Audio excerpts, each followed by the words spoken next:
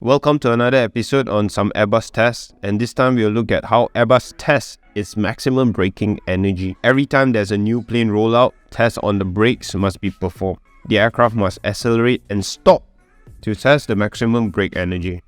Airbus needs to validate the reliability of the braking system in an extreme situation. So imagine this, the plane is heavy and is traveling at very high speed on the ground.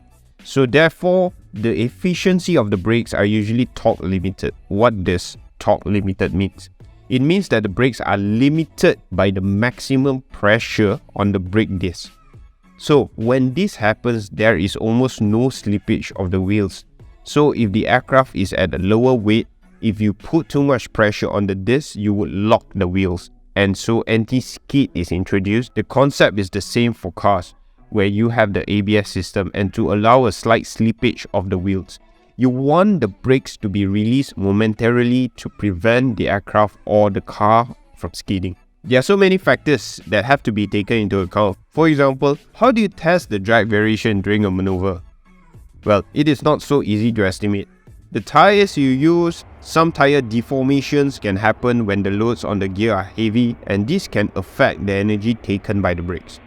The loads that is felt on the brakes can vary during an acceleration stop, as the weight is partly compensated by some lift generated by the wings. And so, when they do this demonstration, they start with the wear of the brakes above 90%. And to be conservative, the test is performed at the maximum takeoff weight, MTOW. The speed chosen to stop will coincide with 100% of the approved energy on the brakes.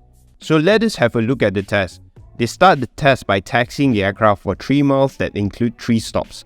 Why do they have to do this? It is to simulate a regular flight where some airports require a long taxi before taking off. Usually for wide-body aircraft, by the time the aircraft reaches the holding point, the brake temperatures will be well above 100 degrees Celsius.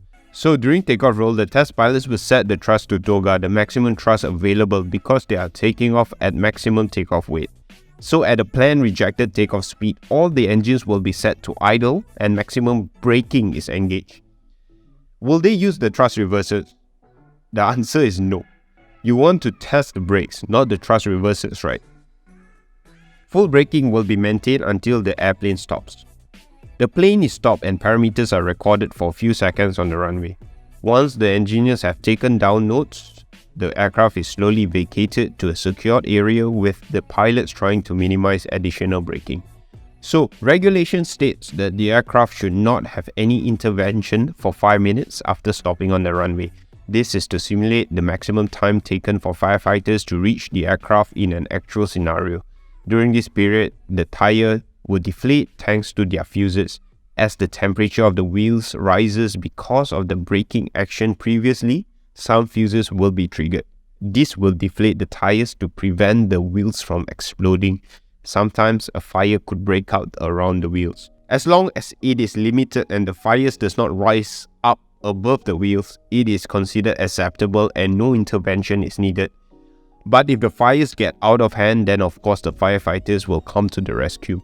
After 5 minutes, the firefighters will start cooling down the brakes by spraying water on all the gears and wheels. It takes more than an hour for the brakes to reach a low temperature. So the question you might ask is, how is the braking performed? There will be 2 types, automatic and manual braking. For automatic braking, the auto brake will show up and stop the aircraft. In newer aircraft, this braking is called RTO mode, which will show up in the FMA. In manual braking, the pilots will use the brake pedals to stop the aircraft by fully pressing on it. The determination of the stop speed, which put exactly the maximum energy in the brakes, is the critical issue. I repeat, the determination of the stop speed, which put exactly the maximum energy in the brakes, is a critical issue. If the speed is too low, the maximum energy is not demonstrated and the certification target is not achieved. If the speed is too high, then the risk is to put too much energy in the brakes and a fire might break out. The computation of this stop speed is complex. You have to calculate the residual thrust at idle during deceleration and also the drag of the plane.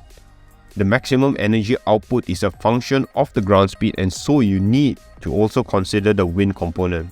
it is recommended that the pilot use the SP indication to start the braking. Why? This is because the ground speed display on the navigation display, the ND, suffers from computational delays.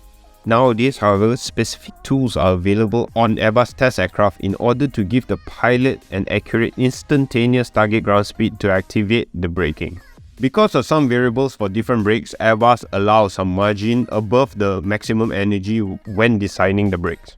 Sometimes if the maximum energy is not needed for certification, then a high energy braking test may be carried out with a lower energy than the maximum.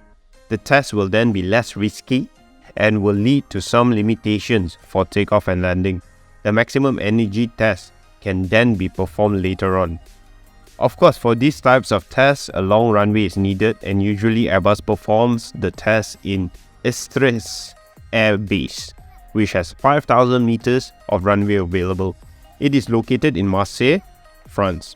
For example, you need 4,000 meters of runway for the Airbus A380. So because before the test you will not exactly know how much runway you need, a safety margin is always good. As you can see, this test itself is very expensive as it destroys the tires, the wheels and the brakes. You will need a lot of manpower as well, such as engineers, mechanics, firefighters, pilots, etc. And usually these tests are performed for new aircrafts or new brakes and does not need to be done if the braking system is not modified. Thank you very much for watching. Tolga the like button, appreciate you, and I'll see you in the next video. Bye bye.